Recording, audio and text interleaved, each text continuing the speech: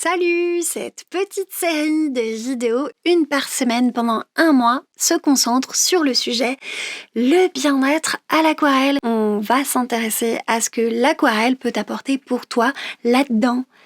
Je l'ai pas appelé cette petite série de vidéos un stage bien-être, mais tu vois, c'était un petit peu ça l'intention. Par contre, disclaimer, je ne suis pas art-thérapeute, je ne suis pas psy. On n'est pas dans le truc, tu vois. L'idée, c'est pas de te soigner, c'est de t'apporter du bien avec des choses que j'ai vues, moi, et que j'ai pu récolter par rapport à ma compréhension du monde et de l'aquarelle en même temps. Je mets tout ça ensemble pour pouvoir te faire du bien et j'espère que ça va marcher. Je vais donc te donner 4 façons de percevoir et comprendre l'aquarelle pour te faire du bien. Et surtout, pour chaque, je vais te montrer des exercices. Des exercices pour débutants et des exercices pour intermédiaires à l'aquarelle. Donc chaque pilier est associé à une technique et se reflète dans ce que tu peux penser de la vie et comment tu peux te comporter pour te sentir mieux en général.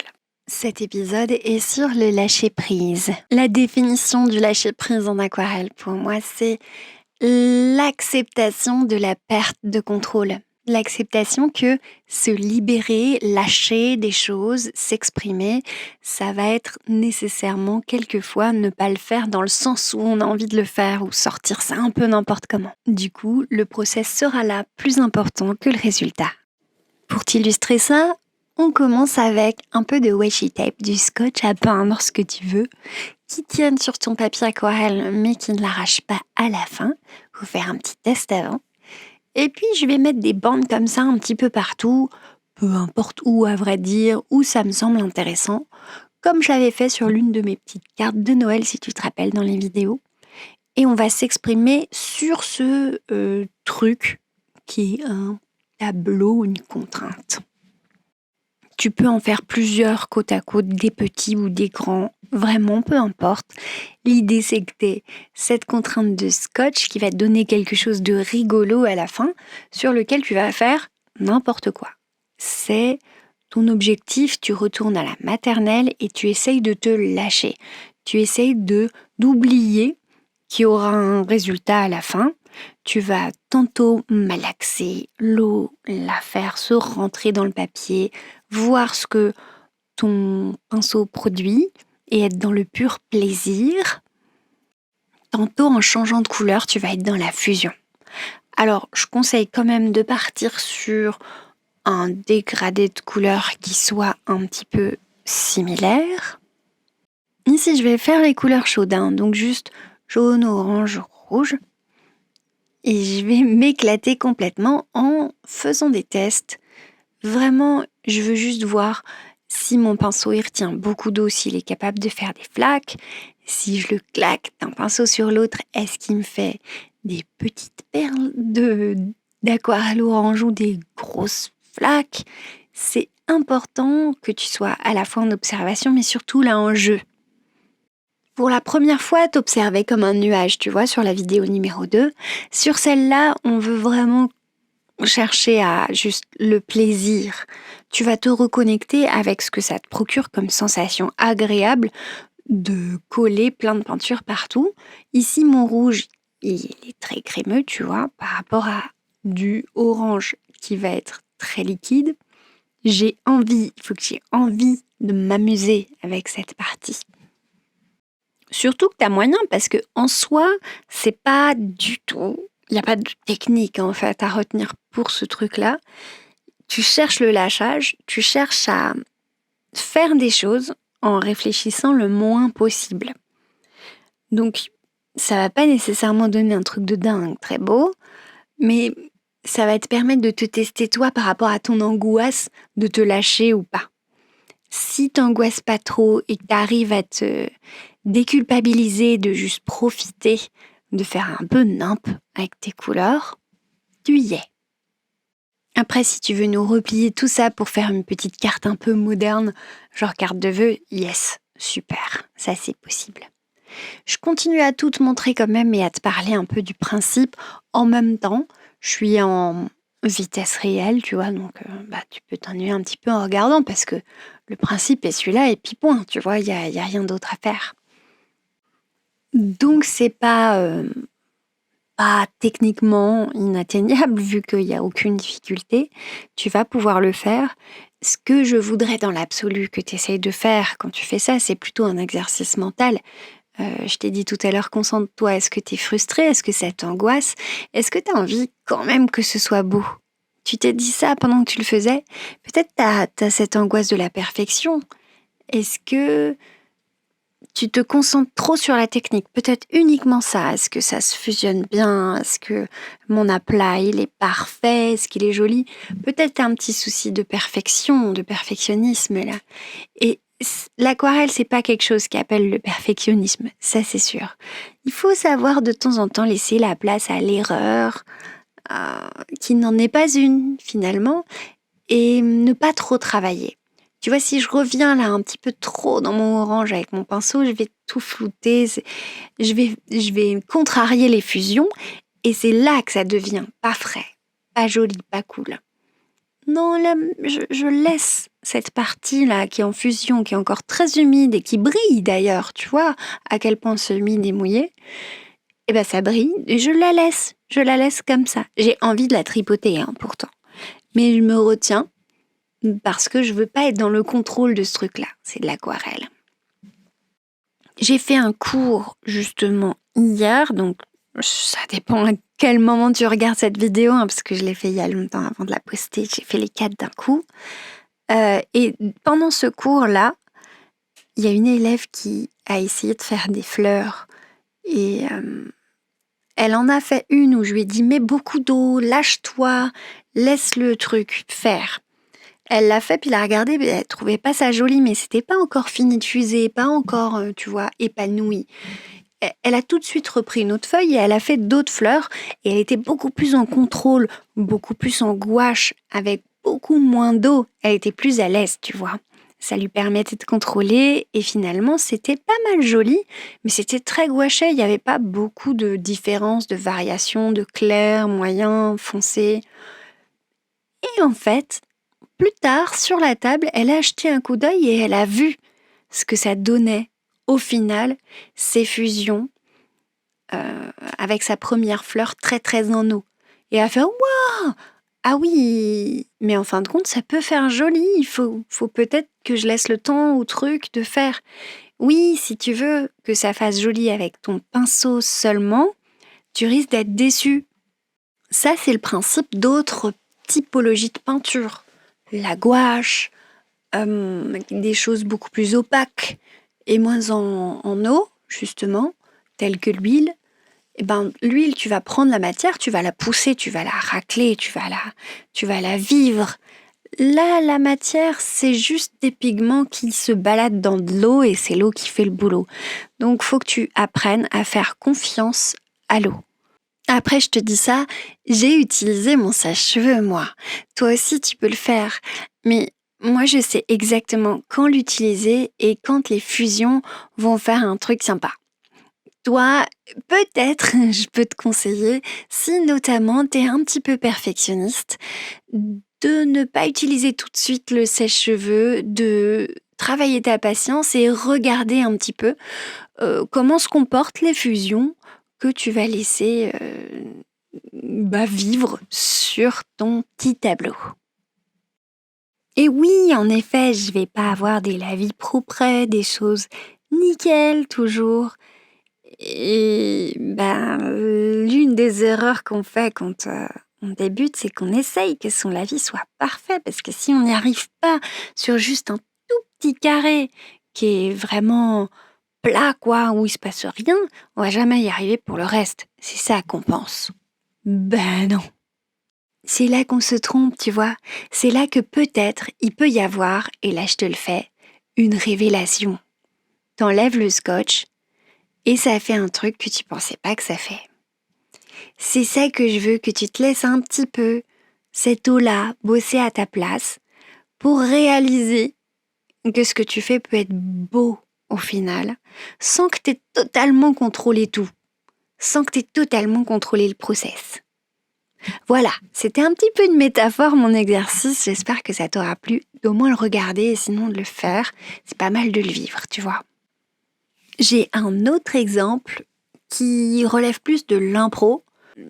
J'ai pas vraiment fait confiance puisque j'étais sur ici mon papier brouillon.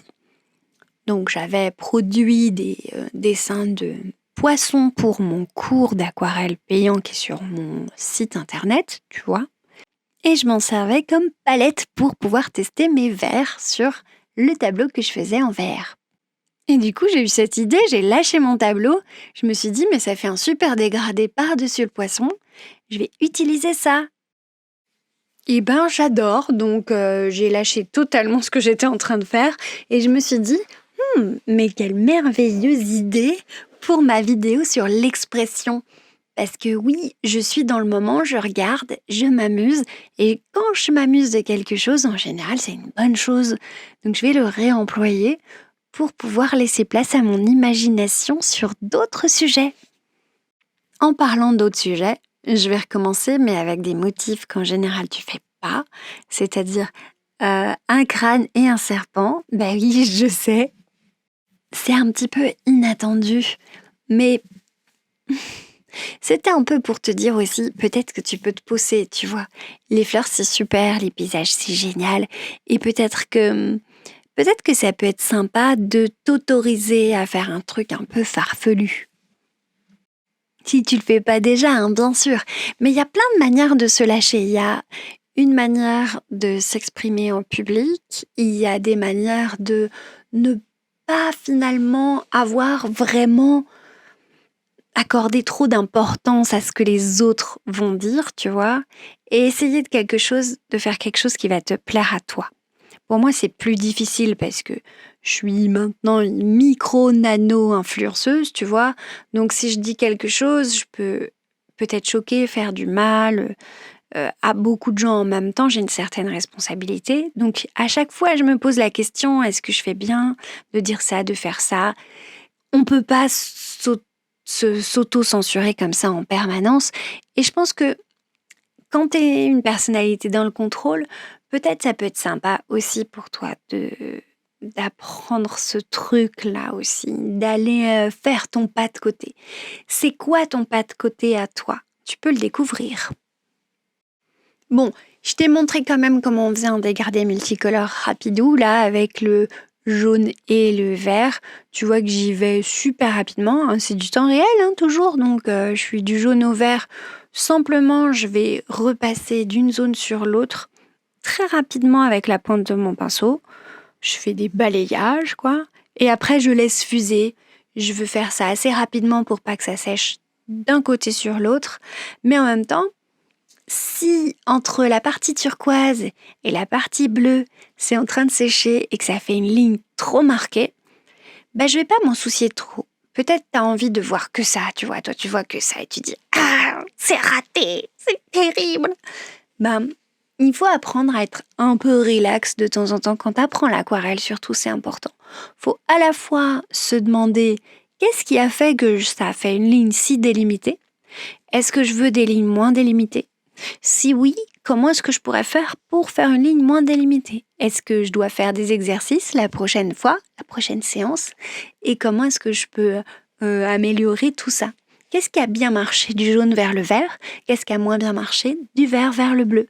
Il faut que tu réagisses plus comme ça que « Oh non, c'est nul, j'ai tout raté, j'y arriverai jamais ». Je mélange un petit peu la vidéo sur le positiver qui sera la prochaine vidéo avec la vidéo sur l'expression.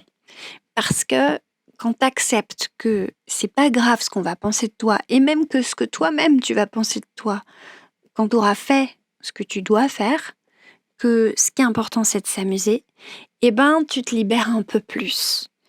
Et quand tu te libères un peu plus avec l'aquarelle, c'est souvent là que c'est payant parce qu'il y a cet aspect frais, enjoué, one touch, d'un coup, plaf, splouch, qui revient et qui fait que l'aquarelle est sublime. Tu as ces effets-là. Donc, teste vraiment, pousse le concept jusqu'au bout. N'aie pas peur de gâcher ton papier. Je sais que ça coûte cher et tout, mais il faut que t'arrives à ne plus y penser pour pouvoir te lâcher. Donc il y a dans la tête, dans le geste, se lâcher c'est tellement de choses. C'est dans le poignet, se le libérer, c'est dans les couleurs. Est-ce que je vais aller chercher des couleurs avec lesquelles je suis pas confortable? Est-ce que je peux faire quelque chose d'un petit peu moins moi pour étudier, pour pousser les choses et aller voir jusqu'où je vais justement? Et bah tu vois, là j'ai fait un crâne, est-ce que c'est pas du tout toi? Qu'est-ce que ça te ferait de le faire? C'est intéressant, c'est intéressant. Parce que le beau en art, il n'est pas nécessairement dans ce que tu crois, il peut évoluer, bouger, ça peut être le beau de quelqu'un d'autre, en tout cas peut ne pas être ton beau. Et c'est bien comme ça. Voilà, je parle un petit peu moins de technique dans cette vidéo-là que dans les autres. Je t'ai un peu moins guidée, je t'ai montré. Au moins, t'as le pas à pas. Si tu as besoin, bien sûr, il y a plein d'autres playlists où tu pourras retrouver des choses un peu plus techniques, un peu plus guidées sur des tutoriels. N'hésite pas à les consulter. Là, c'est vraiment le sujet. Qu'est-ce que l'aquarelle peut t'apporter? Tu vois, comment est-ce que tu peux aborder ta pratique de l'aquarelle qui m'intéressait comme sujet. N'hésite pas, en tout cas, là, je te le dis pendant que je finis et je fais ce serpent, n'hésite pas, en tout cas, à me faire part de ce qui pourrait pour toi être un sujet original, un sujet qui serait peut-être à la limite de te mettre dans l'inconfort, mais pourrait être intéressant. Pose-toi la question, ça peut être sympa d'essayer de se bousculer.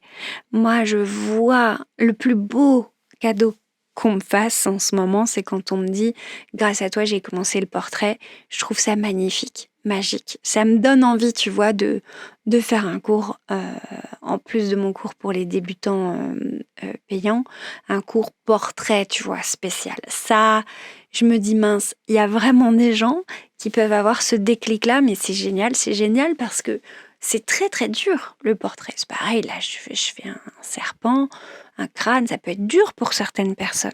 Se dépasser, c'est aussi pas avoir peur que ce soit pas parfait la première fois. Parce que moi je le fais sans dessin comme ça, mais ça fait très longtemps que je dessine. Toi, ça fait pas 20 ans que tu fais de la peinture, hein. Donc il faut quand même être cool avec toi et accepter de pas réussir en 2 minutes, 2 mois même, ce que j'ai réussi moi à faire en 20 ans. Bon, on déborde largement sur le positiver la prochaine fois, mais c'est pas grave parce qu'il y aura plein de choses à voir très sympas dans celle-là aussi. Le seul truc à retenir sur cette 3e vidéo, bien-être à l'aquarelle, c'est la problématique du contrôle. Il faut se lâcher dans le sens où, justement, par opposition au contrôle. On ne peut pas tout contrôler avec l'eau. Il faut faire le deuil de tout contrôler et d'être parfait. Une fois que tu auras fait cette grande étape, tu vas pas accepter d'être nul, c'est pas ça le truc, tu vois. Il faut accepter, oui, que tes essais ils seront nuls parce que c'est des essais, mais après, il faut accepter qu'il y ait des accidents qui puissent être jolis, qui puissent être beaux et qui puissent rendre cet effet frais. Je sais que plein de gens seront déjà d'accord, mais ça peut être sympa que je le rappelle quand même. En tout cas, autorise-toi à aller hors des sentiers battus et essaye de ne pas t'enguider la matière avec ton pinceau. Essaye que ce soit l'eau qui le guide le plus. Quand tu as peur que tes débutants, tu mets moins d'eau dans ton pinceau et du coup, c'est un peu moins de l'aquarelle, c'est plus de la gouache. C'est moins transparent, c'est moins... Tu vois, ça, c'est l'erreur number one dans ma vidéo d'erreur number one. C'est souvent quand même parce que tu as peur sinon de perdre le contrôle et de plus savoir quoi faire. Tu te mets tout seul en panique et puis tu paniques et tu essaies de rattraper et tu corriges et tu corriges et tu recorriges. Et quand tu travailles trop, c'est là qu'il faut te dire ah, ok, peut-être que j'essaye malgré tout un peu trop d'être dans le contrôle. Prends du temps, respire, prends du recul sur ce que tu es en train de faire plutôt que de rattraper directement quand tu penses que tu dévies de la trajectoire que tu t'étais fixée. D'accord ? Voili, voili, pas évident de lâcher prise et je suis pas à côté de toi donc je peux pas voir ce qui coince. Mais médite bien ce truc-là de contrôler et de justement se laisser un peu faire, quoi, par l'eau. C'est très, très, très différent comme médium des autres pour cette raison-là et vraiment uniquement en fait pour cette raison-là. Je te mets la version finale. Tu sais que j'aime bien régulièrement, moi, mettre un petit coup de feutre par-dessus. Tu l'as vu avec le poisson qui était déjà superposé avec du marqueur. Et j'aime bien par-dessus l'aquarelle de temps en temps revenir avec un petit feutre fin de couleur, peu importe le feutre, hein. À partir du moment où c'est bien sec, tu peux prendre n'importe quoi. Moi, je trouve que ça peut faire pas mal moderne, particulièrement pour ce type de sujet, à vrai dire.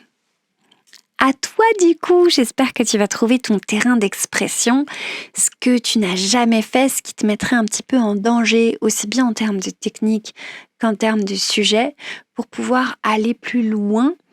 Et c'est souvent quand tu vas beaucoup plus loin et que tu échoues que finalement la deuxième étape, alors que tu avais essayé la quatrième, eh ben tu arrives sans effort par la suite. Je vais conclure là-dessus, ça me paraît une super phrase, donc que la couleur soit avec toi et bisous les abonnés.